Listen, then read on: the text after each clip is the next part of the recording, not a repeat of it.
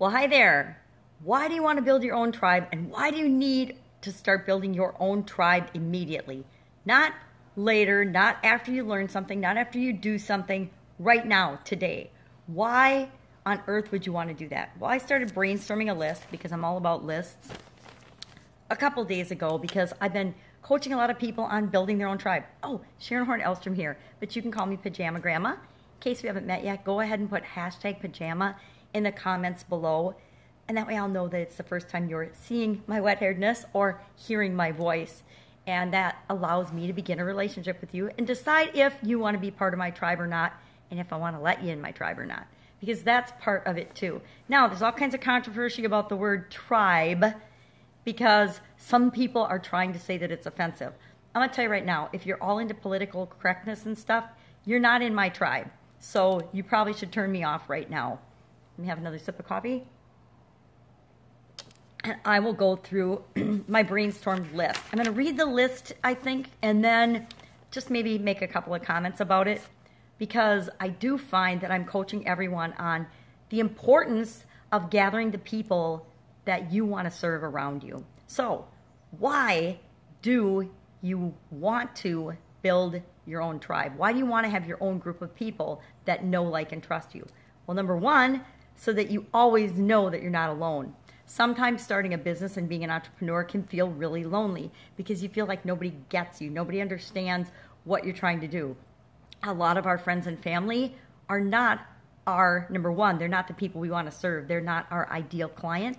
And so they don't understand the things we're doing. I'll tell you right now, my family does not get or understand Pajama Grandma at all, which is really me. So it's kind of hard. It just helps reinforce that they don't get me.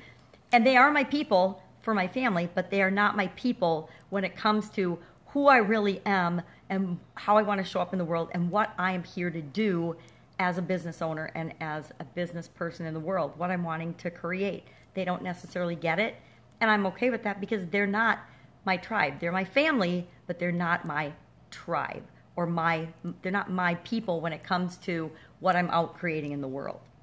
And if you're fortunate that your family member are in your tribe and are your people, just count that as a blessing, but don't expect that. Why else would you want to have your own tribe? Well, so that we know that there's a group of people that have our back, that understand us and support us no matter what we say and do. You know, it's kind of like the unconditional love thing, which is the next one and the next reason, well, so that we always feel loved. And beyond that, so we always have people to love and care about. Because if we don't love our customers, if we don't love the people that we serve, if we don't love our tribe, which your customers are not necessarily your tribe. They're just the people that you've served in the past, or they're people that you're serving currently. But that doesn't mean they're actually your ideal customers or your tribe. A lot of us over our careers serve people that we don't mesh with. And if we don't mesh with them, if we don't relate to them, if we don't understand them and they don't understand us, then they're really not our tribe. They're just people that they're customers, right? So customers may be part of your tribe, but they also may not be. I will contend that the more of your customers that actually are your ideal clients, that are your tribe, the happier you'll be in your business life. That isn't how most of us start off. Most of us start off working with anybody that will work with us because we think we have to. And then over time, we discover that we need to really work with people that we relate to and we resonate with in order to be happy in our businesses and our life. It's another reason to start your own tribe immediately. Well, again, so that we can identify our people. Who are our people?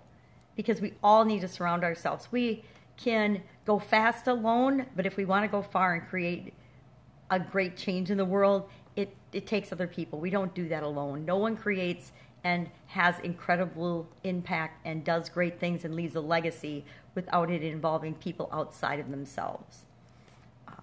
So that we always have people to serve. And there's a difference between serving people and customers. Yes, we should serve our customers, but we also serve a lot of people that may never become our customers as part of our tribe. So that we always know so we always have people that know, like, and trust us. So we always have people who show us that no matter who we are and what we're doing and what we are right now is enough. What we are right now is good enough, and we're worthy. We're worthy, all of us, no matter how curmudgeon-y or ornery we are. We're all totally worthy of love just as we are. And there's people that will love all of us no matter who we are and no matter what characteristics we show up with in the world. You know, think of politics. People love and hate with the same level of emotion in opposite directions, the same individual. I mean, people love and hate whoever the current president is. People love and hate whoever the current presidential candidates are. I mean, people love and hate politicians. People love and hate leaders. People love and hate famous people. And so people that are just being who they are will always have people that love them and people that hate them. And we want our tribe to be comprised of people that love us so that the people that hate us or put us down or troll us or criticize us or judge us don't have such a negative, profound effect on us. Because guess what? We all get to just be ourselves, right? We all get to know that we are awesome just as we are. One of my mentors says, just be your weird-ass self and let everybody else be their weird-ass self too. And I love that and I embrace that because guess what? We're all so different, but underneath we're really all so much alike. We all just want to be loved. So how do you go about, I've said, you know, why do you want to have your own tribe? Why do you need to cultivate that?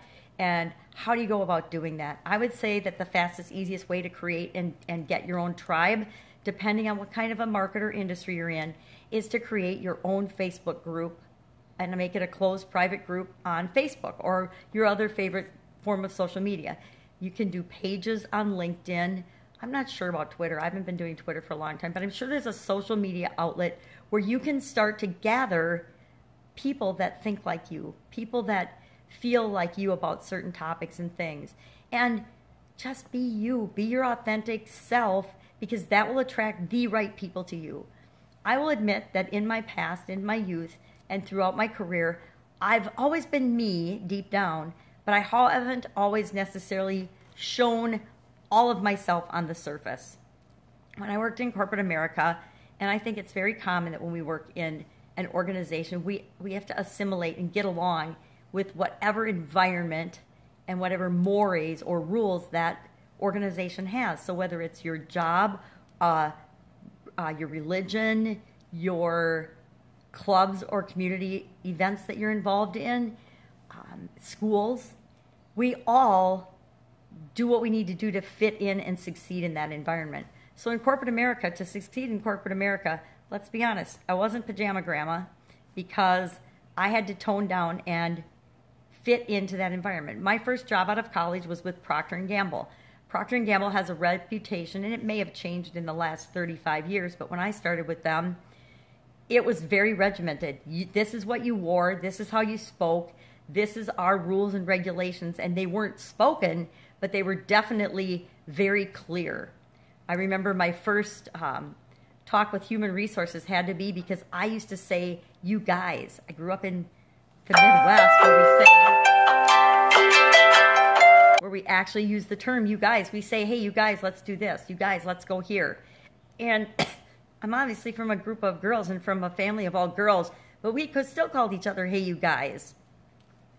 And I actually had to talk to human resources, had to have a talk with me and say, hey, they're ladies and gentlemen. They're men and women. You're disrespecting them if you call them guys, which, you know, I get it. And so I just started saying you all. That was my solution to talking to a group of people. I was like, okay, y'all, let's do this. Instead of saying you guys, and instead of calling them ladies and gentlemen, because I talked to a few of the people on my team, and they're like, yeah, if you call us ladies and gentlemen, we're going to have a problem with that.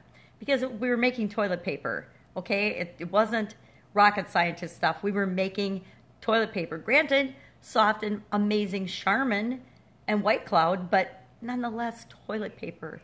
And we think about what do we do with toilet paper, and it was a very serious organization for that. And I love it. I learned so much working for them. But I also learned that I didn't fit in because I needed to be me, which led me on another 20-year journey through corporate America before I finally struck out on my own and began building my tribe and the people surrounding myself with the people that helped me achieve what I wanted to, well, or what we all wanted to achieve in the world. And it's a lot more fun way to be. So build your own tribe. Start surrounding yourself. Start today, wherever you are in your business.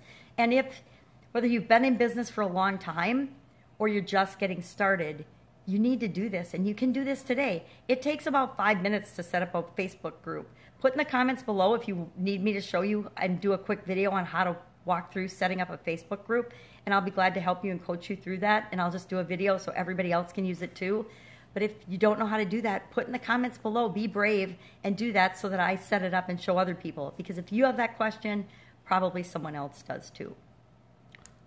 I can also show you how to do it in other platforms. The platforms I'm experienced with, I'm not going to go out and learn a bunch of platforms because there's thousands of them, and that wouldn't serve any of us well. But I do know that it's imperative that we start surrounding ourselves with people that we love serving, because it's our playground. It's the place we can go and we can practice in a safe environment because they're like us and they know, like, and trust us, and we can share different things with them that we couldn't necessarily share with just our business customers.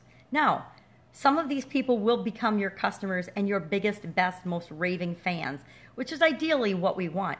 Some of them will eventually probably become your teammates or join your organization because they want to work with you because of what you've shared with them in your group and in your tribe. So it's a it's not only a powerful thing to do, but it's a really good leadership thing to do, because you're showing people by being yourself and creating your own tribe or a safe place for them to congregate that it's okay for them to be themselves too. So that is my little rant and topic for today. Go out, make it an awesome day, and I will talk to you again soon.